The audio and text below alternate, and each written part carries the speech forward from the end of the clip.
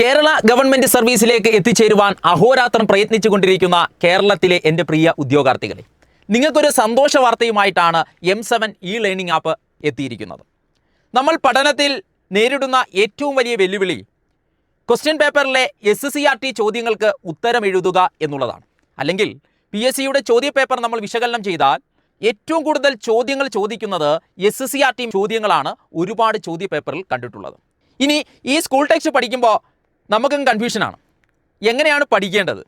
ഇതെങ്ങനെയാണ് നമുക്ക് പഠിച്ച് അവസാനിപ്പിക്കേണ്ടത്? അല്ലെങ്കിൽ നമ്മൾ സോഷ്യൽ മീഡിയയിൽ കാണുന്ന ക്ലാസ്സുകളിലെ SCRT ക്ലാസ്സുകൾ നമ്മൾ കയറി കാണുമ്പോൾ ഒരു തുടക്കമോ ഒടുക്കമോ ഇല്ലാത്ത, ഒരു വ്യക്തതയില്ലാത്ത, ഏത് സ്കൂൾ ടെക്സ്റ്റാണ് ഏത് ചാപ്റ്ററാണ് സാർ പഠിപ്പിക്കുന്നത് എന്നൊരു വ്യക്തതയൊന്നും നമുക്കില്ലാതെ വെറുതെ SCRT എന്ന് പറയുക മാത്രം ചെയ്യുന്ന ഒരു സ്ഥിതിവിശേഷമാണുള്ളത്.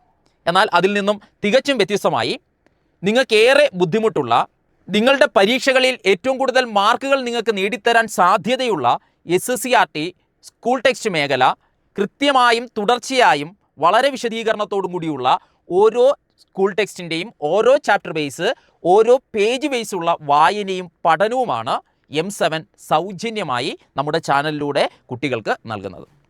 ഇനി SCRTയുടെ ചോദ്യങ്ങൾ ഒരു ബാലികേറാ മലയല്ല, വളരെ സിമ്പിളായിട്ട് നമുക്ക് പഠിച്ചെടുക്കുവാനായിട്ട് സാധിക്കും. ഈ SCRT സെഷൻ ഒരു സീരിയസ് ആയിട്ട് നമ്മൾ എന്ത് ചെയ്യുകയാണ്, കണ്ടിന്യൂ ചെയ്യുകയാണ്. ഇത് യൂട്യൂബിൽ നിങ്ങൾക്ക് സൗജന്യമായി നമ്മുടെ ചാനലിലൂടെ കണ്ട് എഴുതി പഠിക്കുവാനും മനസ്സിലാക്കുവാനും സാധിക്കും. ഓക്കെ, അപ്പോൾ SCRTയിൽ നിന്നുള്ള മാർക്കുകൾ ഇനി നമുക്ക് നഷ്ടപ്പെടുകയില്ല.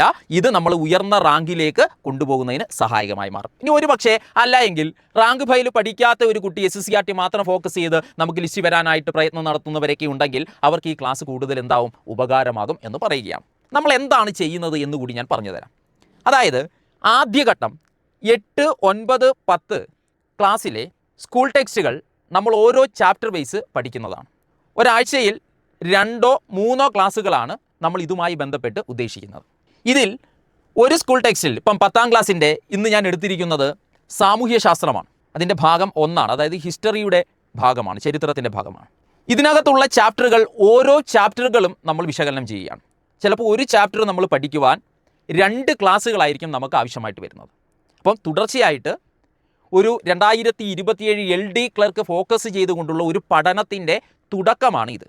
അപ്പം തുടർന്ന് വരുന്ന ഇതിൻ്റെ ഇടയ്ക്ക് നടക്കുന്ന പരീക്ഷകൾക്കൊക്കെ തന്നെ നിങ്ങൾക്ക് ഈ ക്ലാസ്സുകൾ വളരെ ഉപകാരപ്പെടുകയും ചെയ്യും. അപ്പോൾ ഇന്ന് ഒരു ക്ലാസ് ആയിട്ട് എടുക്കുന്നില്ല, ഈ ഇൻഫർമേഷൻ നിങ്ങളെ ഒന്ന് അറിയിക്കുന്നതിന് വേണ്ടി മാത്രമാണ് ഞാൻ ഈ വീഡിയോ ചെയ്തത്.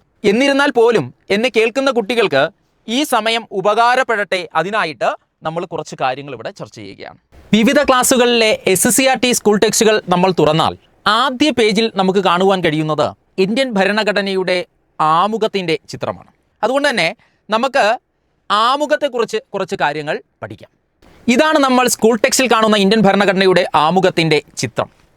ആമുഖത്തിൽ നിന്ന് ഒരുപാട് ചോദ്യങ്ങൾ PSC ചോദിക്കുമെങ്കിലും നമ്മൾ ഇതിലെ പ്രധാനപ്പെട്ട രേഖപ്പെടുത്തിയിരിക്കുന്ന വിവരങ്ങളാണ് ഇവിടെ പരാമർശിക്കുന്നത്. ഇന്ത്യൻ ഭരണഘടനയുടെ ആമുഖം ആരംഭിക്കുന്നത് വളരെ ഇമ്പോർട്ടൻ്റ് ആണ്. ഭാരതത്തിലെ ജനങ്ങളായ നാം എന്നാണ്. നല്ലൊരു ചോദ്യമാണ്. അത് ഒരു പ്രീവിയസ് ചോദ്യ പേപ്പറിൽ ചോദിച്ചിട്ടുണ്ട്. ഇന്ത്യ എന്നാണോ ഭാരതം എന്നാണോ? ഇന്ത്യയിലെ ജനങ്ങളായ നാം എന്നാണോ ഭാരതത്തിലെ ജനങ്ങളായ നാം എന്നാണോ? അപ്പോൾ ഭാരതത്തിലെ ജനങ്ങളായ നാം ഞാനൊന്ന് പോയിന്റ് ചെയ്തിട്ടിരിക്കാം. ഇവിടെ നിന്ന് നമുക്ക് പഠിക്കേണ്ട കാര്യങ്ങളെ ഒന്ന് പോയിന്റ് ചെയ്യാം. ഒന്നാമത് ഓർത്ത് വെക്കേണ്ടത്, ഭരണഘടനയുടെ ആമുഖം ആരംഭിക്കുന്നത് ഭാരതത്തിലെ ജനങ്ങളായ നാം എന്നാണ് ആരംഭിക്കുന്നത്. വളരെ ഇമ്പോർട്ടൻ്റ് ആണ്. ഓക്കെ, ഇനി നമ്മൾ ഓർക്കേണ്ടത്, ഈ ഭരണഘടനയുടെ ആമുഖത്തിൻ്റെ ചിത്രത്തിൽ നമുക്ക് കാണുവാൻ കഴിയുന്ന ഒരു വർഷവും മാസവും തീയതിയുമുണ്ട്. ആ ഡേറ്റ് എന്ന് പറയുന്നത് 1949 നവംബർ മാസം 26-ാം തീയതിയാണ്. രണ്ടാമത്തെ ചോദ്യമാണ്. അപ്പോൾ വർഷം ഏതാണ്? 1949 നവംബർ മാസം 26-ാം തീയതിയാണ്. അതായത് ഇന്ത്യൻ ഭരണഘടനയെ ഭരണഘടന നിർമ്മാണ സഭ അംഗീകരിച്ച വർഷവും ഡേറ്റും ഇന്ത്യൻ ഭരണഘടനയുടെ ആമുഖത്തിൽ പരാമർശിക്കുന്നുണ്ട്.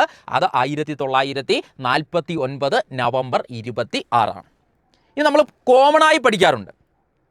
ഇന്ത്യൻ ഭരണഘടനയുടെ ആമുഖത്തിൽ ഒരു തവണ മാറ്റം വരുത്തിയിട്ടുണ്ട്. അതുമായി ബന്ധപ്പെട്ട ഭേദഗതിയാണ് 42ാം ഭരണഘടനാ ഭേദഗതി. ഈ ഭേദഗതിയിലൂടെ ഇന്ദിരാഗാന്ധി ഇന്ത്യൻ ഭരണഘടനയുടെ ആമുഖത്തിൽ 3 വാക്കുകൾ ഉൾക്കൊള്ളിച്ചു എന്ന് പഠിക്കാറുണ്ട്. സോഷ്യലിസം, സെക്കുലാരിസം, ഇൻറ്റഗ്രിറ്റി എന്നിങ്ങനെയുള്ള 3 വാക്കുകൾ. അതെവിടെ കിടക്കുന്നു എന്ന് നമുക്ക് നോക്കാം. അങ്ങനെയാണെങ്കിൽ നിങ്ങൾ ശ്രദ്ധിക്കേണ്ടത്, ഇതിൽ താണ്ട ഈ ബ്രാക്കറ്റിൽ കൊടുത്തിരിക്കുന്ന ഒന്നാമത്തെ ബ്രാക്കറ്റും പിന്നീട് ഒരു ബ്രാക്കറ്റിൽ കൊടുത്തിരിക്കുന്ന കുറച്ച് കാര്യങ്ങളുമുണ്ട്. രണ്ടാമത്തെ ബ്രാക്കറ്റ് ഇത് ഞാൻ ഇട്ടതല്ല, ഇതിനകത്തുള്ളതാണ്. ആ 2 ബ്രാക്കറ്റുകളിലാണ് ഈ ഭേദഗതിയിലെ 3 വാക്കുകൾ ഉൾക്കൊള്ളിച്ചിട്ടുള്ളത്. എന്തൊക്കെയാണ്? സോഷ്യലിസം എന്നറിയപ്പെടുന്ന ഒരു വാക്ക്, ദെൻ സെക്യുലാരിസം എന്നറിയപ്പെടുന്ന ഒരു വാക്ക്, ഇൻറ്റഗ്രിറ്റി എന്നറിയപ്പെടുന്ന ഒരു വാക്ക്. 3 വാക്കുകൾ. അപ്പോൾ ആദ്യത്തെ ബ്രാക്കറ്റിൽ നമ്മളൊന്ന് പരിശോധിച്ച് കഴിഞ്ഞാൽ നമുക്ക് ഇതിൽ 2 വാക്കുകൾ അവിടെ കാണുവാനായിട്ട് സാധിക്കും. ഏതൊക്കെയാണ്? സോഷ്യലിസവും സെക്യുലാരിറ്റിയും നമുക്ക് അവിടെ കാണുവാൻ സാധിക്കും. എങ്ങനെയാണ് കാണുവാൻ സാധിക്കുന്നത് നോക്കാം. പരമാധികാര, സ്ഥിതി സമത്വ, മതേതര, ജനാധിപത്യ റിപ്പബ്ലിക് എന്ന വാചകത്തിൽ സ്ഥിതി സമത്വ, മതേതര എന്നീ 2 വാക്കുകളാണ്. സ്ഥിതി സമത്വം എന്ന് പറഞ്ഞാൽ സോഷ്യലിസം എന്നാണ്, സെക്യുലാരിസം എന്ന് പറഞ്ഞാൽ മതേതരത്വം എന്നാണ്. അപ്പോൾ സോഷ്യലിസവും സെക്യുലാരിസവും, സോഷ്യലിസം എന്ന് പറഞ്ഞാൽ എന്താണ്? സ്ഥിതി സമത്വമാണ്. സെക്യുലാരിസം എന്ന് പറഞ്ഞാൽ എന്താണ്? മതേതരത്വമാണ്. 2 വാക്കുകൾ നമുക്ക് അവിടെ കിട്ടി. ഇനി മൂന്നാമതൊരു വാക്ക് ഇൻറ്റഗ്രിറ്റിയാണ്. ഇൻറ്റഗ്രിറ്റി എന്നറിയപ്പെടുന്ന വാക്ക് നമുക്ക് കാണുവാൻ കഴിയുന്ന രണ്ടാമത്തെ ബ്രാക്കറ്റിൽ രാഷ്ട്രത്തിൻ്റെ ഐക്യവും അഖണ്ഡതയുമാണ്. അപ്പോൾ അഖണ്ഡത, ഇൻറ്റഗ്രിറ്റി 3 വാക്കുകളാണ് അഡീഷണൽ ആയിട്ട് ഇതിനകത്ത് ആഡ് ചെയ്യപ്പെട്ടത്. ഓക്കെ ആണല്ലോ? ഓക്കെ. അപ്പോൾ ഒരു വർഷവും തീയതിയുണ്ട്. ഭരണഘടനയുടെ ആമുഖം ആരംഭിക്കുന്നതുമായി ബന്ധപ്പെട്ട വാചകം ചോദിച്ചിട്ടുള്ള പ്രീവിയസ് ആണ്, ഭാരതത്തിലെ ജനങ്ങളായ നാം. ഇനി 3 വാക്കുകൾ എക്സ്ട്രാ ഇതിനകത്ത് ആഡ് ചെയ്യപ്പെട്ടിട്ടുണ്ട്. പിൽക്കാലത്ത് ഒറ്റത്തവണ ഇന്ത്യൻ ഭരണഘടന ഭേദഗതി ചെയ്തിട്ടുള്ളൂ. 3 വാക്കുകൾ സോഷ്യലിസം, സെക്യുലാരിസം, ഇൻറ്റഗ്രിറ്റിയാണ്. ഓക്കെ. ഇനി ഓർക്കേണ്ടതായിട്ടുള്ള ഒരു ഇമ്പോർട്ടൻ്റ് ആയിട്ടുള്ള കാര്യം, ഈ സോഷ്യലിസവും സെക്യുലാരിസവും ആഡ് ചെയ്യപ്പെട്ടിട്ടില്ല എങ്കിൽ ആ വാചകം എങ്ങനെയായിരുന്നു? പരമാധികാര ജനാധിപത്യ റിപ്പബ്ലിക് എന്നായിരുന്നു. അപ്പം ഭരണഘടനാപരമായി ഇന്ത്യ എന്ന രാജ്യം എങ്ങനെയാണ്, ഭാരതം എങ്ങനെയാണ് പരാമർശിച്ചിരിക്കുന്നത്? ഒരു പരമാധികാര ജനാധിപത്യ റിപ്പബ്ലിക്കാണോ, പരമാധികാര മതേതര ജനാധിപത്യ റിപ്പബ്ലിക്കാണോ, പരമാധികാര സ്ഥിതിസമത്വ മതേതര ജനാധിപത്യ റിപ്പബ്ലിക്കാണോ? അതിൻ്റെ ഉത്തരം ഏതാണ് ശരി? പരമാധികാര സ്ഥിതിസമത്വ മതേതര ജനാധിപത്യ റിപ്പബ്ലിക്കാണ്. അപ്പോൾ എന്ത് മാറ്റി എന്ത് കൊണ്ടുവന്നു? പരമാധികാര ജനാധിപത്യ റിപ്പബ്ലിക്കിന് പകരമായി പരമാധികാര സ്ഥിതിസമത്വ മതേതര ജനാധിപത്യ റിപ്പബ്ലിക്ക് എന്ന മാറ്റം കൊണ്ടുവന്നത് 42ാം ഭേദഗതിയിലൂടെയാണ് എന്നൊരു ചോദ്യം കൂടി മനസ്സിലാക്കുക. ഇനി അഖണ്ഡത എന്ന വാക്ക് കൊണ്ടുവന്നു, ഇൻറ്റഗ്രിറ്റി എന്ന വാക്ക് കൊണ്ടുവന്നു. എവിടെയാണ് ആഡ് ചെയ്യപ്പെട്ടത്? അഖണ്ഡത ആഡ് ചെയ്യപ്പെട്ടത് രാഷ്ട്രത്തിൻ്റെ ഐക്യം എന്ന് മാത്രമേ ഉണ്ടായിരുന്നുള്ളൂ. അതിനെ രാഷ്ട്രത്തിൻ്റെ ഐക്യവും അഖണ്ഡതയും എന്നാക്കി മാറ്റുകയാണ് 42ാം ഭരണഘടനാ ഭേദഗതിയിലൂടെ ചെയ്തത് ആമുഖത്തിൽ എന്ന് മനസ്സിലാക്കി വെക്കുക. ഇനി ഈ ആമുഖത്തിൽ പരാമർശിച്ചിരിക്കുന്ന സുപ്രധാനമായ ഒരു 3 വേർഡുകൾ കൂടിയുണ്ട്. ആ 3 വേർഡുകൾ, 1 നീതിയാണ്, ഓർത്തോണം. 2 സ്വാതന്ത്ര്യവും, 3 സമത്വവുമാണ്. ഇതങ്ങനെ ചോദിച്ച് കണ്ടിട്ടില്ല, പക്ഷെ നമുക്ക് പ്രതീക്ഷിക്കാം, ചോദിച്ചൂടെ? അപ്പോൾ ഇന്ത്യൻ ഭരണഘടനയുടെ ആമുഖത്തിൽ നീതി എന്തിനെല്ലാമാണ്? നീതിയെ പരാമർശിക്കുന്നത് ഏതൊക്കെ നീതിയാണ്? സാമൂഹ്യപരമായ നീതി വേണം, സോഷ്യലായിട്ട് വേണം, എക്കണോമിക്കലി സാമ്പത്തികപരമായ നീതി വേണം, ദെൻ പൊളിറ്റിക്കലി രാഷ്ട്രീയപരമായ നീതി വേണം. ഇപ്പോൾ ഭരണഘടനയുടെ ആമുഖത്തിൽ നീതിയെ ഏതൊക്കെ തരത്തിലുള്ള നീതികളെക്കുറിച്ചാണ്? സാമൂഹ്യപരമായ നീതിയും സാമ്പത്തികപരമായ നീതിയും രാഷ്ട്രീയപരമായ നീതിയും നിലനിൽക്കേണ്ടതും ഊട്ടിയുറപ്പിക്കപ്പെടേണ്ടതും നൽകേണ്ടതും അനിവാര്യമാണ്. ഇനി എന്താണ് മറ്റൊരു വാക്ക്? സ്വാതന്ത്ര്യം. സ്വാതന്ത്ര്യം എവിടെയെല്ലാമാണ്? ചിന്തയിൽ, മനുഷ്യൻ്റെ പൗരൻ്റെ ചിന്തയ്ക്ക് സ്വാതന്ത്ര്യം വേണം, ആശയപ്രകടനത്തിൽ വേണം, അവൻ്റെ വിശ്വാസത്തിൽ വേണം, അവൻ്റെ മതനിഷ്ഠതയിലും ആരാധനയിലും അവൻ എന്ത് നൽകണം? രാജ്യത്തിലെ പൗരന് സ്വാതന്ത്ര്യം നൽകണമെന്ന് ആമുഖത്തിൽ പരാമർശിക്കുന്നുണ്ട്. എല്ലാം പഴുതടച്ചിട്ടുള്ള വാചകങ്ങളാണ് ജവഹർലാൽ നെഹ്റു ഇതിനകത്ത് എഴുതി വെച്ചിരിക്കുന്നത്. അതുകൊണ്ടാണ് ഇതിനെ ഇന്ത്യൻ ഭരണഘടനയുടെ താക്കോലെന്നും രാഷ്ട്രീയ ജാതകമെന്നും ഒക്കെ വിളിച്ചത്. അപ്പോൾ ഓർത്ത് വെക്കുക, നീതി, സാമൂഹ്യ നീതിയും സാമ്പത്തിക നീതിയും രാഷ്ട്രീയ നീതിയെക്കുറിച്ചും ആമുഖത്തിൽ പരാമർശിക്കുന്നത്. ആമുഖത്തിൽ പരാമർശിക്കാത്തത് എന്ത് എന്നായിരിക്കും ചോദ്യം. ഇനി സ്വാതന്ത്ര്യം എന്താണ്? ചിന്തയിലെ സ്വാതന്ത്ര്യം, ആശയപ്രകടനം നടത്തുവാനുള്ള സ്വാതന്ത്ര്യം, വിശ്വാസം, അവൻ്റെ വിശ്വാസ പ്രമാണങ്ങളിൽ അവനുള്ള എന്തും വിശ്വസിക്കുവാനുള്ള സ്വാതന്ത്ര്യം, അതിൻ്റെ അടിസ്ഥാനത്തിലുള്ള മതനിഷ്ഠതയും ആരാധനയും നടത്തുവാനുള്ള സ്വാതന്ത്ര്യം ആമുഖത്തിൽ പരാമർശിക്കുന്നുണ്ട്.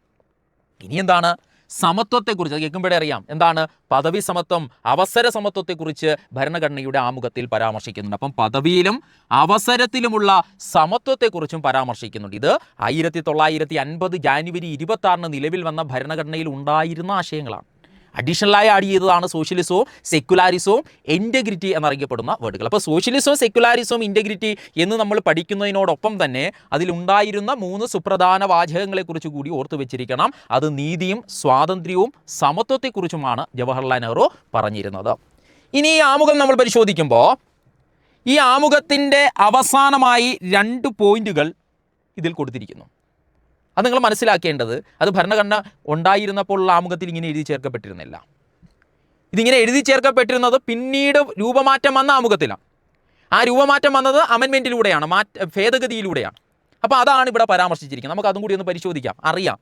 1976 42ാം ഭരണഘടനാ ഭേദഗതി ആക്ടിലൂടെയാണ് ഈ ആമുഖം മാറ്റം വരുത്തിയത് എന്നൊരു പരാമർശം അവിടെ കൊടുത്തിരിക്കുകയാണ്. ആ ഭേദഗതിയിലൂടെ പരമാധികാര ജനാധിപത്യ റിപ്പബ്ലിക് എന്നറിയപ്പെടുന്ന കോൺസെപ്റ്റിനു പകരം എന്തുകൂടി എഴുതി ചേർത്തു? സ്ഥിതി സമത്വ മതേതര എന്നുകൂടി എഴുതി ചേർക്കപ്പെട്ടു എന്ന് പറയുന്നു. അതായത് പരമാധികാര ജനാധിപത്യ റിപ്പബ്ലിക് എന്ന ഭാഗത്ത് അമെൻഡ് ചെയ്യപ്പെട്ടു 42ാം ഭേദഗതിയിലൂടെ 1976 ഈ ഭാഗത്ത് എന്നാണ് പറയുന്നത്.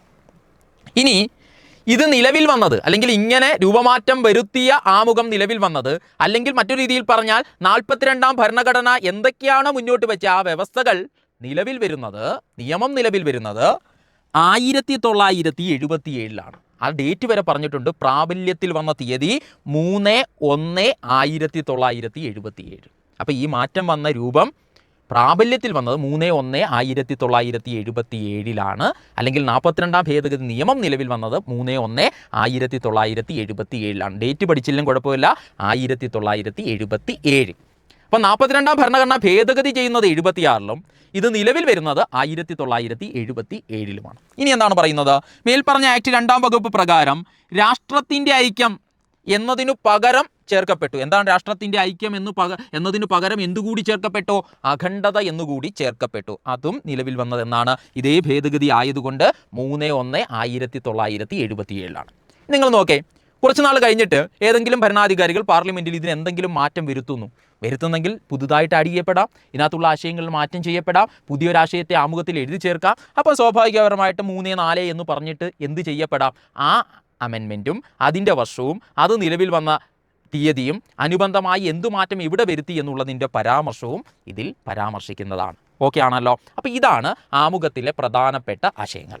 ഇത് എല്ലാ SCERT സ്കൂൾ ടെക്സ്റ്റും തുറക്കുമ്പോൾ ആദ്യത്തെ പേജിൽ നമുക്ക് കാണാൻ കഴിയുന്നതാണ്. അപ്പോൾ ഇവിടുന്ന് നമുക്ക് ചോദ്യങ്ങൾ പ്രതീക്ഷിക്കാം. ഇത്തരത്തിലുള്ള ചോദ്യങ്ങൾ ഒരുപാട് ക്വസ്റ്റ്യൻ പേപ്പറിൽ ചോദിച്ചിട്ടുമുണ്ട്. അപ്പോൾ എങ്ങനെ, സെറ്റല്ലേ? എന്നാൽ ഇന്നു മുതൽ പഠിച്ചു തുടങ്ങാം. SCERT സ്കൂൾ ടെക്സ്റ്റുകൾ വളരെ ലളിതമായി M7നോടൊപ്പം പഠിക്കാം.